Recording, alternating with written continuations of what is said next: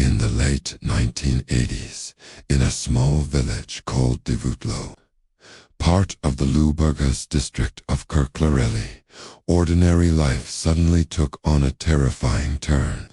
During the day, everything in the village seemed peaceful. People worked in their fields.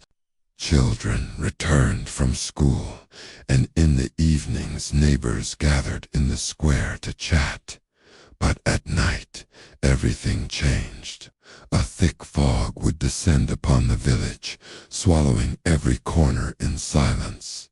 The kind of fog where you couldn't even see a few steps ahead, and from within that fog, strange, elongated shadows began to appear. The villagers, in fear, gave them a single name.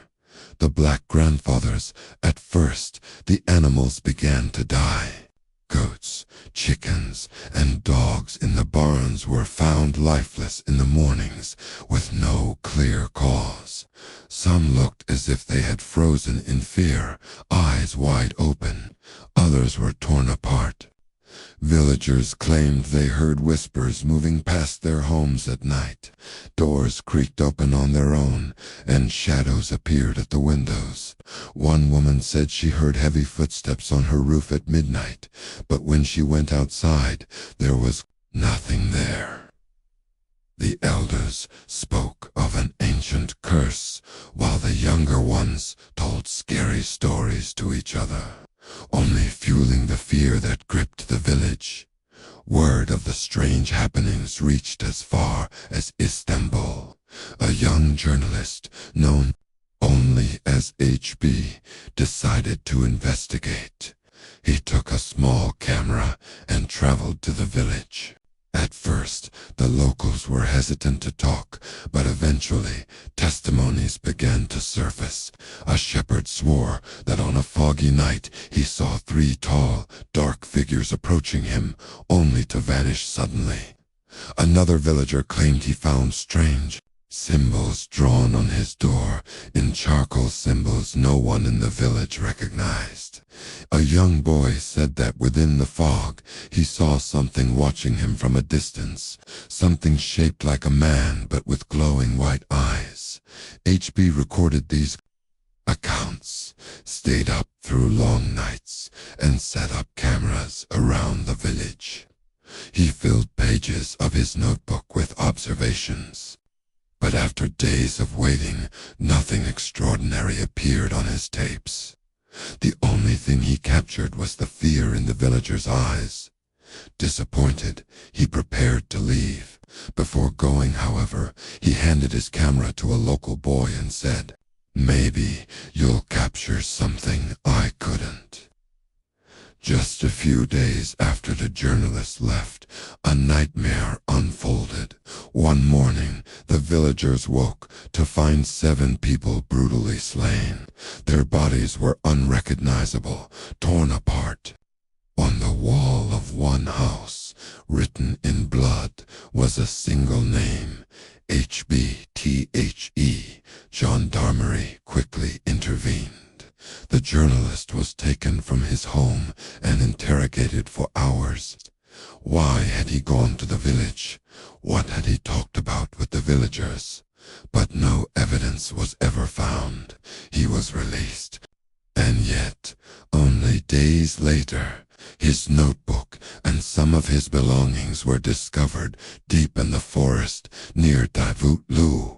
HB himself was never seen again. Rumors began to spread even more wildly. Some villagers believed the Black Grandfathers were actually jinn. Others claimed the village was cursed by the blood of innocents who had been executed there a century earlier, and that the shadows were their vengeful spirits. Another theory suggested that a secret cult performed forbidden rituals in the woods, and that the shadows were not spirits at all, but masked worshippers moving through the fog. Whispers also accused the authorities of covering up the truth.